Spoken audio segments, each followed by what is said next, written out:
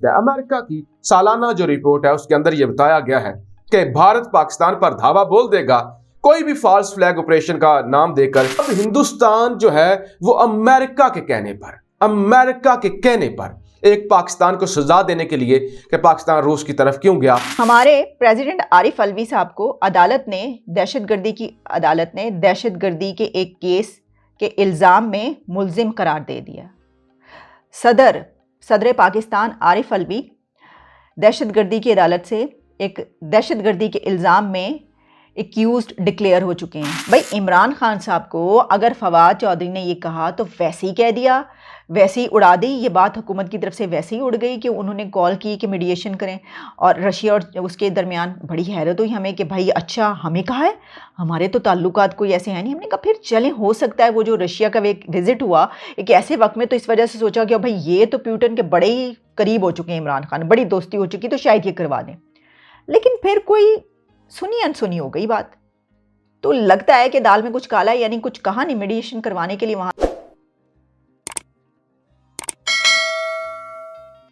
मोदी सरकार ये प्लान कर रही है कि पाकिस्तान पर धावा बोला जाए। ये मैं नहीं कह रहा, ये अमेरिका की खुफिया एजेंसियों की रिपोर्ट है। अमेरिका की इंटेलिजेंस एजेंसियां हर साल एक रिपोर्ट जमा करती हैं कि दुनिया के अंदर कहां कहां पे कशीदगी का खतरा है, कहां कहां पे मामलात खराब हो सकते हैं, और अगले 6 महीनों में या अगले साल के अंदर या 1 महीने के अंदर कहां पे जंग शुरू हो सकती है। और इसमें एक किस्म का अमेरिका सिग्नल दे रहा होता है।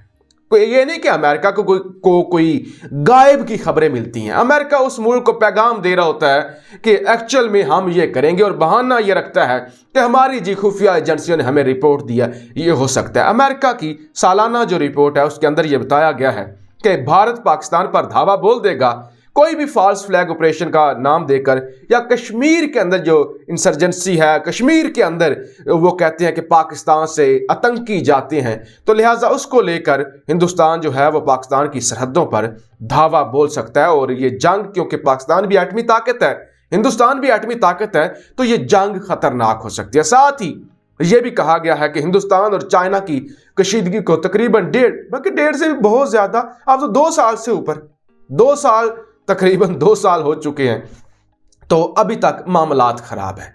अब हिंदुस्तान जो है वो अमेरिका के कहने पर एक पाकिस्तान को सजा देने के लिए कि पाकिस्तान रूस की तरफ क्यों गया, या पाकिस्तान जो है वो एंटी अमेरिका नहीं कह सकते कि अमेरिका को मुंह तोड़ क्यों जवाब देता है, अमेरिका के डू मोर को नो मोर क्यों कहता है, पाकिस्तान जो है वो जो है आंखें क्यों निकालता है अमेरिका को। तो एक दफ़ा हिंदुस्तान को कहा जाए कि आप इनको भी जंग के अंदर इंगेज करें। तो इस खित्ते के अंदर जहां हमने देखा अफगानिस्तान, जहां हम देख रहे हैं इराक, और सारी एक मुल्क जो पाकिस्तान बचा हुआ था, अब पाकिस्तान को भी जंग के अंदर घसीटने की कोशिश की जा रही है। वो जो मीडिएशन करवाना थी रशिया और यूक्रेन के दरमियान, वो मामला कहाँ गया? इमरान खान साहब जो हैं वो सालिसी करवाते तो उनका पूरी दुनिया में कैसा ज़बरदस्त डंका बजता, लेकिन अब ये डंका किसी और का बजने लगा है, क्योंकि ज़रा ये बता रहे हैं, ख़बरें ये आ रही हैं कि जो मीडिएशन का रोल है वो यूक्रेन के फॉरेन मिनिस्टर ने भारत के वज़ीर आज़म को कह दिया उसके लिए, और भारत के वज़ीर आज़म उसके लिए कोशिशें कर रहे हैं। इसके ऊपर भी बात करेंगे कि भाई हम क्यों नहीं, जब हमें कहा गया है तो आप करवाइए। और फिर एक और अहम बात, इससे पहले कि हम स्टोरीज की तरफ आएँ, कि हमारे प्रेसिडेंट आरिफ अलवी साहब को अदालत ने दहशतगर्दी के एक केस के इल्ज़ाम में मुल्जिम करार दे दिया। सदर पाकिस्तान आरिफ अलवी दहशतगर्दी की अदालत से एक दहशतगर्दी के इल्ज़ाम में एक्यूज्ड डिक्लेयर हो चुके हैं, मुल्जिम करार दिए जा चुके हैं। अब आप सोचिए कि ये कितनी अजीब बात है, मतलब शर्म की बात है ना कि कोई किसी मुल्क का सदर जो है, प्रेसिडेंट, वो दहशतगर्दी के इल्ज़ाम में मुल्जिम हो और उसको अदालत मुल्जिम करार दे दे। लेकिन ऐसा हुआ क्यों है? ऐसा हुआ इसलिए कि वैसे जो इसके लिए रूल्स हैं वो ये हैं कि कोई भी प्रेसिडेंट या ऐसे किसी डेजिग्नेशन पर होता है तो उसको एग्जेम्पशन होती है अगर कोई उसके ऊपर ऐसा केस चल रहा हो। लेकिन आरिफ अलवी साहब ने कहा नहीं, मैं तो कटहरे में खड़ा होना चाहूँगा, रियासत मदीना ही है, अच्छा, वो दूसरों को शायद बेवकूफ़ या उल्लू समझते हैं कि सबको पता नहीं चलेगा कि वो इस वक्त क्यों अपने आप को एग्जेम्प्ट नहीं करवाना चाह रहे।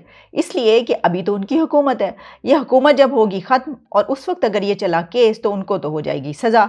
अब वो 10 साल की हो, 1 साल की हो, जो भी हो। हमको वो ये कि मैं जो बात करी थी मीडिएशन की, भाई इमरान खान साहब को अगर फवाद चौधरी ने ये कहा तो वैसे ही कह दिया, वैसे ही उड़ा दी। ये बात हुकूमत की तरफ से वैसे ही उड़ गई कि उन्होंने कॉल की कि मीडिएशन करें, और रशिया और उसके दरमियान बड़ी हैरत हुई हमें कि भाई अच्छा हमें कहा है, हमारे तो ताल्लुकात कोई ऐसे हैं नहीं। हमने कहा फिर चलें, हो सकता है वो जो रशिया का एक विज़िट हुआ एक ऐसे वक्त में, तो इस वजह से सोचा कि भाई ये तो प्यूटन के बड़े ही करीब हो चुके हैं इमरान खान, बड़ी दोस्ती हो चुकी, तो शायद ये करवा दें।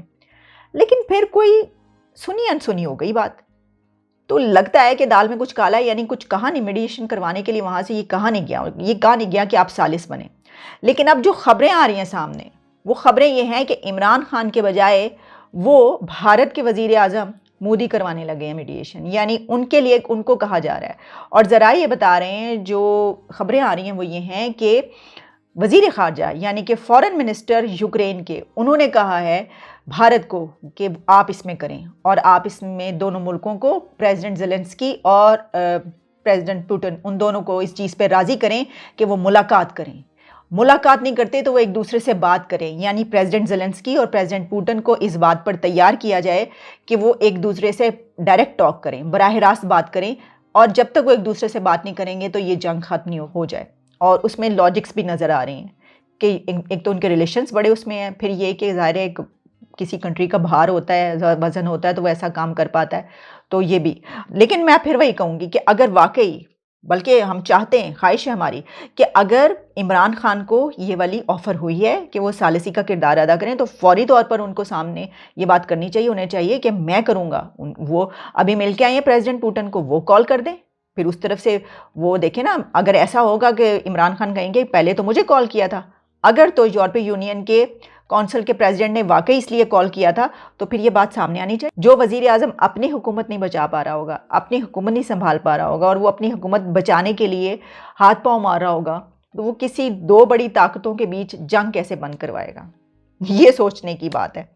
तो ये सिचुएशन है ना, बस यही है मेरे पास आज तक के लिए, आपके लिए कोई और माशी तौर पे भी और सफारती महाज पे भी पाकिस्तान, भारत और तकरीबन तमाम ममालिक को इस वक्त प्रेशर डाला जा रहा है कि आप साइड लें।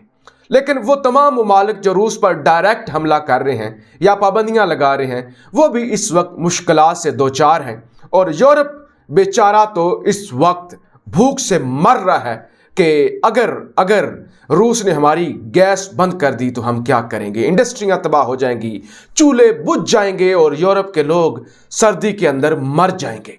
फिर तेल की वजह से हमारे जैसे मुल्क, छोटी मैशतें वो तबाह होती जा रही हैं कि तेल की कीमतें जो हैं वो तेज़ी से बढ़ती जा रही हैं। और रूस कहता है कि हम एक झटका देंगे और तेल की कीमतें $300 फी बैरल से भी ऊपर चली जाएंगी। ये तमाम कशीदगी पूरे ज़ोरों शोर के साथ जारी है, ज़रा भी कमी नहीं आई, बल्कि ये कशीदगी बढ़ती